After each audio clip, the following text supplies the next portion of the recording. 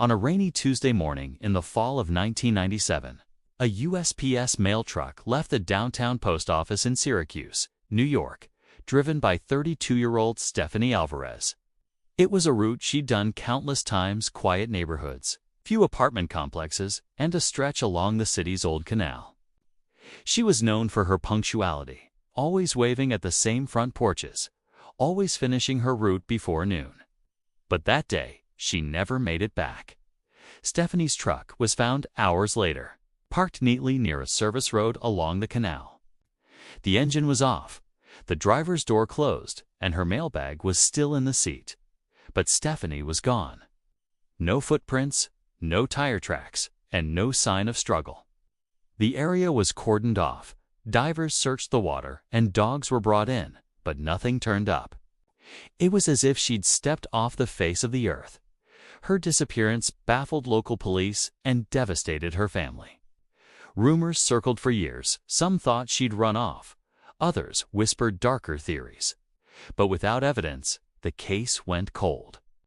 Then, in 2004, the city began draining sections of the old canal for a long-overdue maintenance project.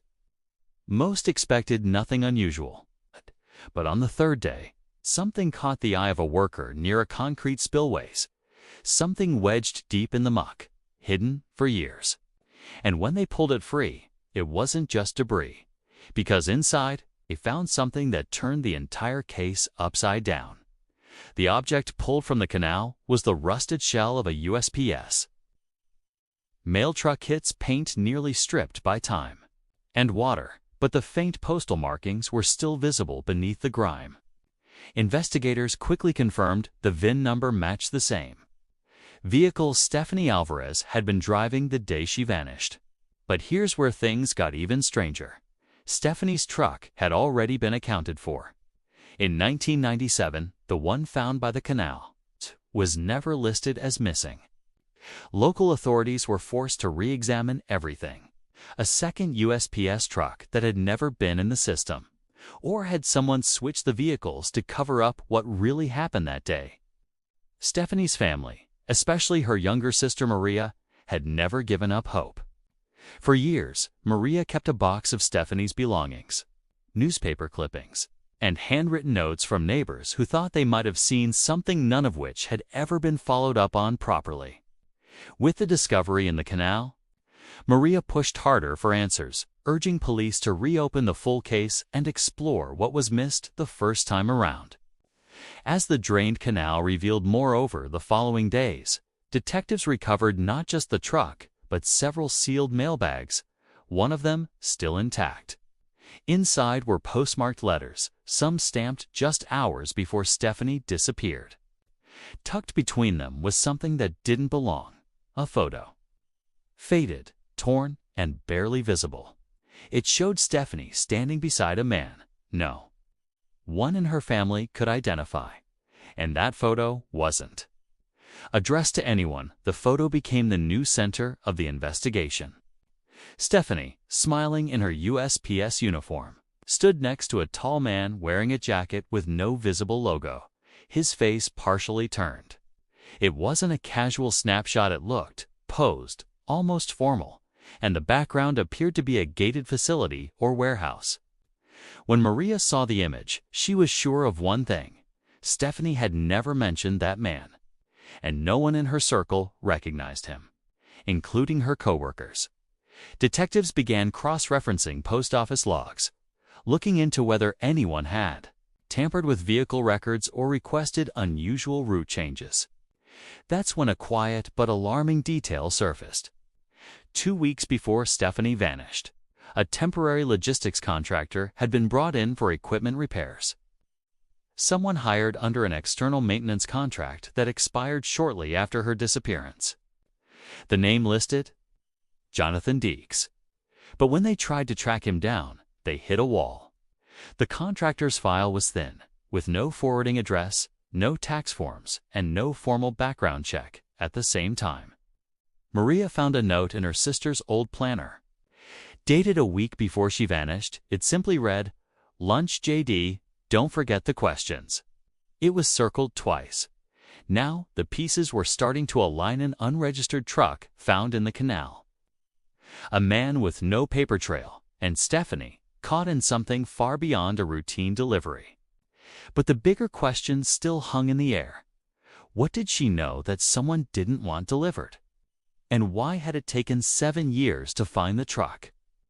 As investigators dug deeper into Jonathan Deeks, what little information they had started to look even more suspicious. The badge number listed in the maintenance records was fake. His listed references led nowhere, and the phone number connected to the hiring agency had been disconnected for over 6 years. It was as if the man never existed except for the single photo of him standing beside Stephanie and that quiet lunch meeting she had written in her planner. Maria kept going through her sister's things, hand in the lining of an old canvas mailbag Stephanie used as a backup. She found something else, an envelope sealed with tape. Inside was a handwritten list of package tracking numbers along with a note that said, "Hold these. May need later." The numbers had long since expired from USPS records, but one of them traced back to a package that was never officially delivered. It was marked Internal Transfer Restricted. The more the case unfolded, the clearer it became that Stephanie might have uncovered something she was never meant to possibly, linked to internal postal operations or even a private shipment moving under the radar.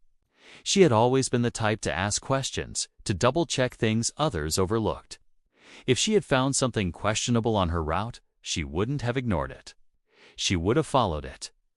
Now, with the truck found, the mailbags opened, and the list in hand, everything pointed to that final stop on her route.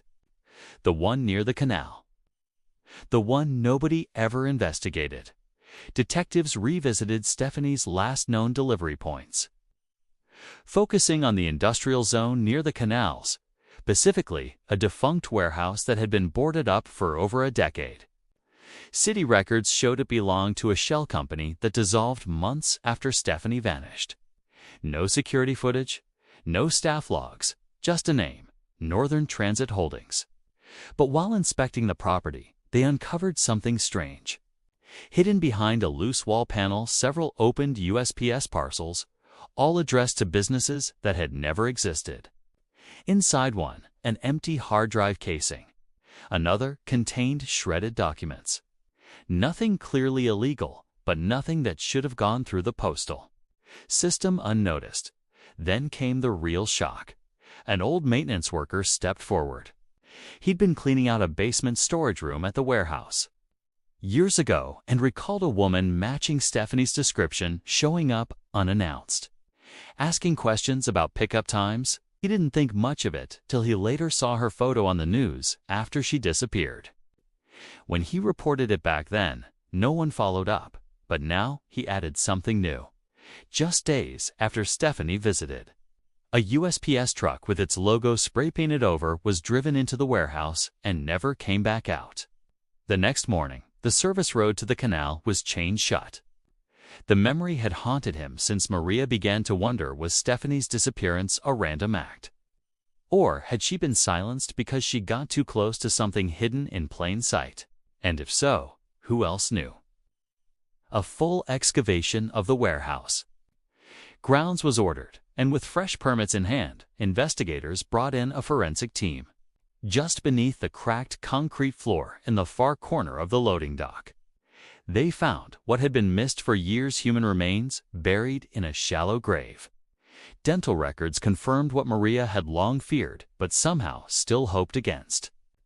It was Stephanie. Near her remains was a crushed pager, a rusted set of keys, and a partial ID tag with the name Deeks barely visible through the corrosion. The case that had once gone ice cold suddenly exploded with renewed attention. But just when it seemed like the final answers were here, one more discovery threw the investigation into chaos. Inside a sealed drain behind the warehouse, tucked among debris, was a second USPS badge, this one belonging to another postal employee reported missing back in 1995. His case was never linked to Stephanie's until now. That man had also disappeared mid-route. also during a temporary reassignment near a different northern transit holdings location, authorities suddenly realized this wasn't just about Stephanie. The pattern suggested something much bigger: multiple missing employees. All near warehouse drop sites owned by the same shell company, all quietly swept under the rug. Stephanie didn't just stumble into a one-time cover-up. She'd uncovered a system, one that had operated for years, and in trying to expose it, she left behind a trail, one that may finally bring the whole truth into the light. In the months that followed, a multi-agency task force launched a full investigation into the shell companies tied to Northern Transit Holdings. Old records, scattered payments, and silent partners were tracked down, slowly revealing a network of logistics fronts that had used the USPS system to move restricted materials and fake business correspondence without detection. Stephanie's discovery wasn't accidental. She had been flagged when she asked the wrong questions, and someone made sure she didn't return to her route. Maria worked closely with investigators, sharing every note, journal entry, and photos Stephanie had left behind. Her determination played a key role in connecting the dots and keeping the case alive when others moved on.